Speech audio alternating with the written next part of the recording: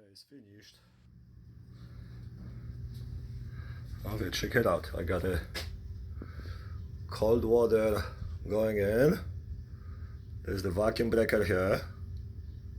That is for in case of the open water on the street and water can come out of the house and then may squeeze the tank from lack of pressure. So this lets the air inside. So that's a vacuum breaker. It should be there.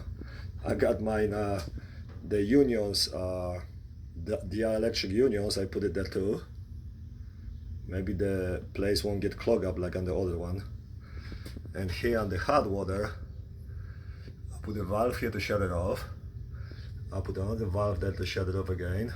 And I put this piece, I'm gonna screw the pegs there.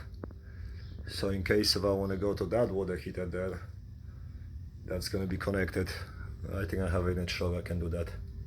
But that was a lot of plumbing. And the expansion tank, I have it too. But I gotta, it's still off, but I gotta go and put the pressure in. It's only 50 pounds, should be like whatever pressure on the street, have to pump it up with a pump. So that was a lot of work, but I'm just messing around with it little by little. But at least I did the way I wanted. So that's it.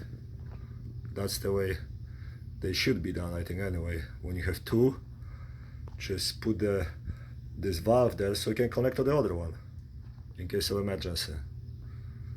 Then you don't have to be on the hurry to, to look for one.